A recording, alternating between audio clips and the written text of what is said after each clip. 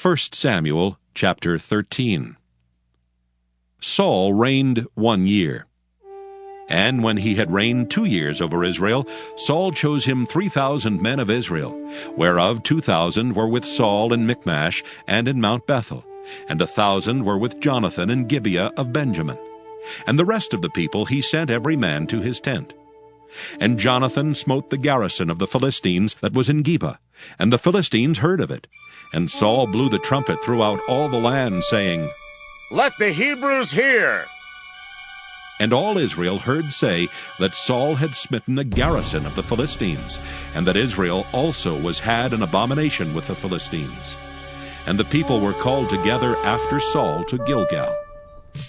And the Philistines gathered themselves together to fight with Israel, 30,000 chariots, and 6,000 horsemen, and people as the sand which is on the seashore in multitude.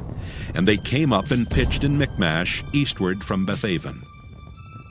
When the men of Israel saw that they were in a strait, for the people were distressed, then the people did hide themselves in caves and in thickets, and in rocks, and in high places, and in pits. And some of the Hebrews went over Jordan to the land of Gad and Gilead. As for Saul, he was yet in Gilgal, and all the people followed him trembling. And he tarried 7 days, according to the set time that Samuel had appointed. But Samuel came not to Gilgal, and the people were scattered from him. And Saul said, "Bring hither a burnt offering to me, and peace offerings." And he offered the burnt offering. And it came to pass, that as soon as he had made an end of offering the burnt offering, behold, Samuel came, and Saul went out to meet him, that he might salute him. And Samuel said, "What hast thou done?" And Saul said, "Because I saw that the people were scattered from me, and that thou camest not within the days appointed, and that the Philistines gathered themselves together at Michmash. Therefore, said I, the Philistines will come down now upon me to Gilgal, and I have not made supplication unto the Lord.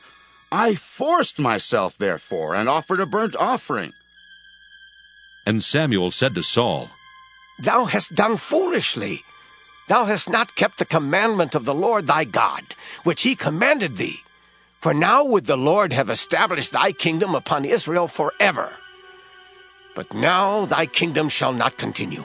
The Lord hath sought him a man after his own heart, and the Lord hath commanded him to be captain over his people, because thou hast not kept that which the Lord commanded thee." And Samuel arose and gat him up from Gilgal unto Gibeah of Benjamin. And Saul numbered the people that were present with him, about 600 men. And Saul and Jonathan his son, and the people that were present with them, abode in Gibeah of Benjamin. But the Philistines encamped in Michmash. And the spoilers came out of the camp of the Philistines in 3 companies. 1 company turned unto the way that leadeth to Ophrah, unto the land of Shual. And another company turned the way to Bethhoron. And another company turned to the way of the border that looketh to the valley of Zeboim toward the wilderness. Now there was no smith found throughout all the land of Israel, for the Philistines said, "Lest the Hebrews make them swords or spears." But all the Israelites went down to the Philistines to sharpen every man his share, and his coulter, and his axe, and his mattock. Yet they had a file for the mattocks, and for the coulters, and for the forks, and for the axes, and to sharpen the goads.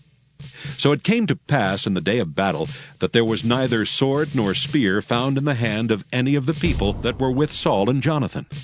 But with Saul and with Jonathan his son was there found. And the garrison of the Philistines went out to the passage of Michmash. 1 Samuel chapter 14. Now it came to pass upon a day that Jonathan the son of Saul said unto the young man that bare his armor, "Come, and let us go over to the Philistines' garrison that is on the other side." But he told not his father. And Saul tarried in the uttermost part of Gibeah under a pomegranate tree, which is in Migron. And the people that were with him were about 600 men. And Ahiah the son of Ahitub, Ichabod's brother, the son of Phinehas, the son of Eli, the Lord's priest in Shiloh, wearing an ephod. And the people knew not that Jonathan was gone. And between the passages by which Jonathan sought to go over unto the Philistines' garrison, there was a sharp rock on the one side, and a sharp rock on the other side. And the name of one was Bozez, and the name of the other Seneh. The forefront of the one was situate northward over against Michmash, and the other southward over against Gibeah.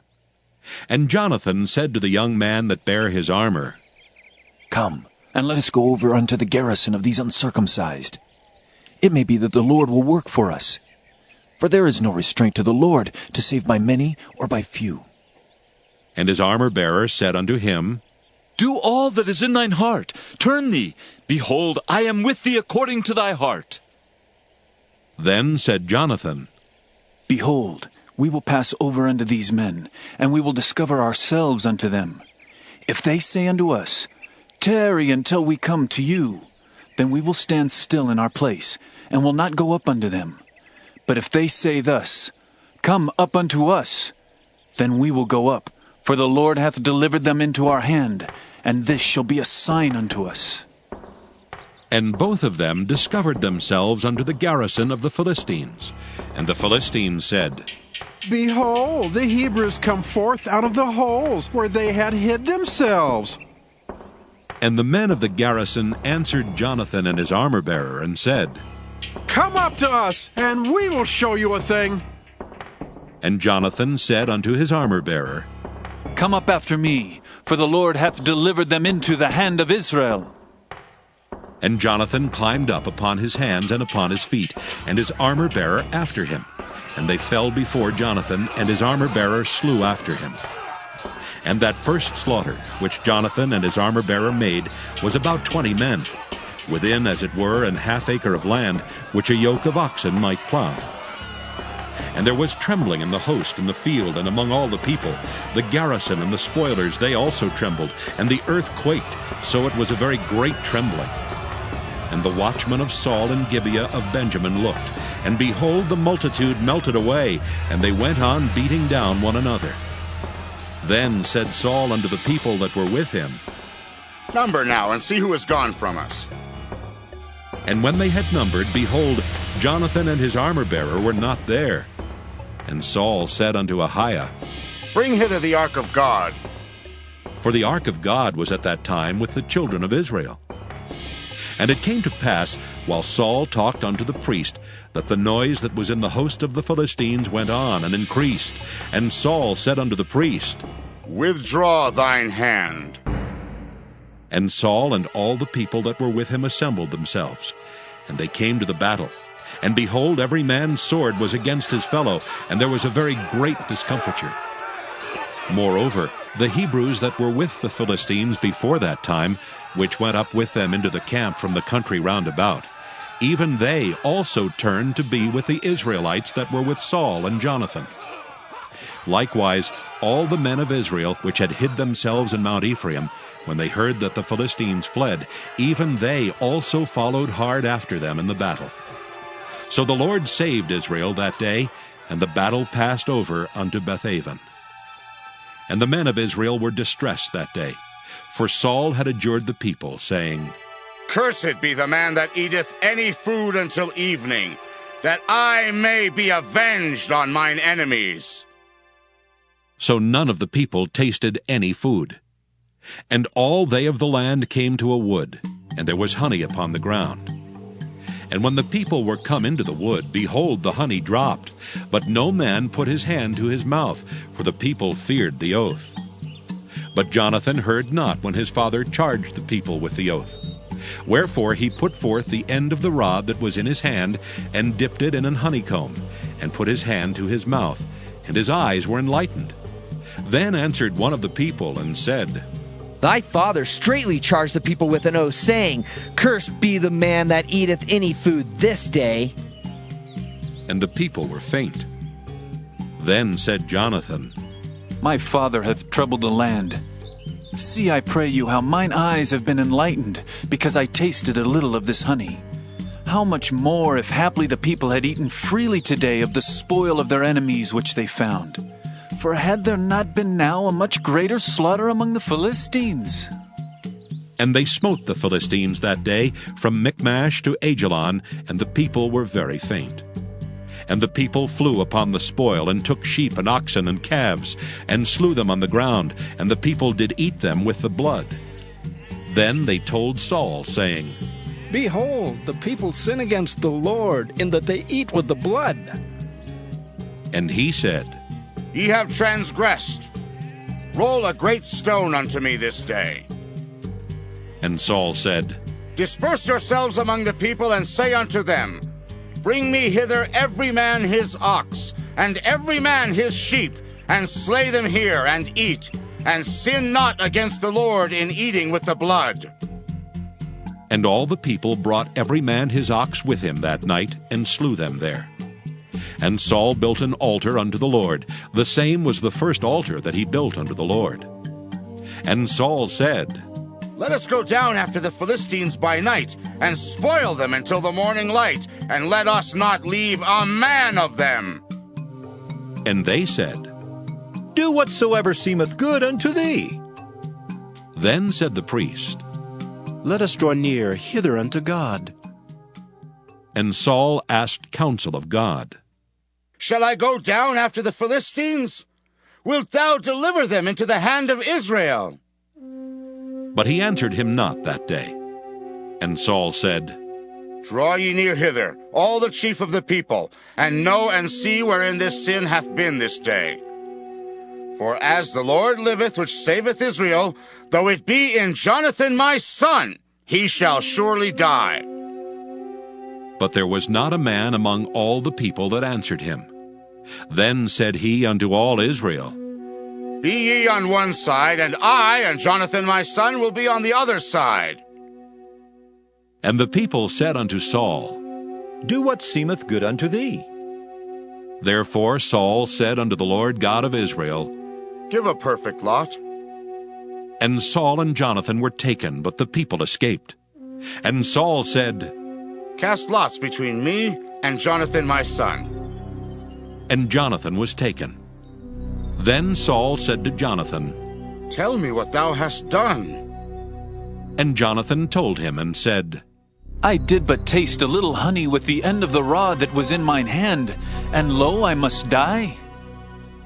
And Saul answered, God do so, and more also, for thou shalt surely die, Jonathan. And the people said unto Saul, Shall Jonathan die, who hath wrought this great salvation in Israel? God forbid! As the Lord liveth, there shall not one hair of his head fall to the ground, for he hath wrought with God this day. So the people rescued Jonathan, that he died not. Then Saul went up from following the Philistines, and the Philistines went to their own place. So Saul took the kingdom over Israel, and fought against all his enemies on every side, against Moab, and against the children of Ammon, and against Edom, and against the kings of Zobah, and against the Philistines. And whithersoever he turned himself, he vexed them. And he gathered an host, and smote the Amalekites, and delivered Israel out of the hands of them that spoiled them. Now the sons of Saul were Jonathan, and Ishuai, and Malchishua. And the names of his two daughters were these: the name of the firstborn, Merab, and the name of the younger, Michal. And the name of Saul's wife was Ahinoam, the daughter of Ahimaaz. And the name of the captain of his host was Abner, the son of Ner, Saul's uncle. And Kish was the father of Saul, and Ner the father of Abner was the son of Abiel. And there was sore war against the Philistines all the days of Saul. And when Saul saw any strong man or any valiant man, he took him unto him. 1 Samuel chapter 15. Samuel also said unto Saul, The Lord sent me to anoint thee to be king over his people, over Israel. Now therefore hearken thou unto the voice of the words of the Lord. Thus saith the Lord of hosts, I remember that which Amalek did to Israel, how he laid wait for him in the way when he came up from Egypt. Now go, and smite Amalek, and utterly destroy all that they have, and spare them not, but slay both man and woman, infant and suckling, ox and sheep, camel and ass. And Saul gathered the people together, and numbered them in Telaim 200,000 footmen, and 10,000 men of Judah. And Saul came to a city of Amalek, and laid wait in the valley. And Saul said unto the Kenites, Go, depart, get you down from among the Amalekites, lest I destroy you with them. For ye showed kindness to all the children of Israel when they came up out of Egypt. So the Kenites departed from among the Amalekites. And Saul smote the Amalekites from Havilah until thou comest to Shur, that is over against Egypt. And he took Agag the king of the Amalekites alive, and utterly destroyed all the people with the edge of the sword. But Saul and the people spared Agag, and the best of the sheep, and of the oxen, and of the fatlings, and the lambs, and all that was good, and would not utterly destroy them. But everything that was vile and refuse, that they destroyed utterly. Then came the word of the Lord unto Samuel, saying, It repenteth me that I have set up Saul to be king, for he is turned back from following me, and hath not performed my commandments. And it grieved Samuel, and he cried unto the Lord all night. And when Samuel rose early to meet Saul in the morning, it was told Samuel, saying, Saul came to Carmel, and behold, he set him up a place, and is gone about, and passed on and gone down to Gilgal. And Samuel came to Saul, and Saul said unto him, Blessed be thou of the Lord. I have performed the commandment of the Lord. And Samuel said, What meaneth then this bleating of the sheep in mine ears, and the lowing of the oxen which I hear? And Saul said, They have brought them from the Amalekites, for the people spared the best of the sheep and of the oxen, to sacrifice unto the Lord thy God, and the rest we have utterly destroyed. Then Samuel said unto Saul, Stay, and I will tell thee what the Lord hath said to me this night. And he said unto him, Say on. And Samuel said, When thou wast little in thine own sight, wast thou not made the head of the tribes of Israel? And the Lord anointed thee king over Israel? And the Lord sent thee on a journey, and said, Go, and utterly destroy the sinners, the Amalekites, and fight against them until they be consumed. Wherefore then didst thou not obey the voice of the Lord, but didst fly upon the spoil, and didst evil in the sight of the Lord? And Saul said unto Samuel, Yea, I have obeyed the voice of the Lord, and have gone the way which the Lord sent me, and have brought Agag the king of Amalek, and have utterly destroyed the Amalekites.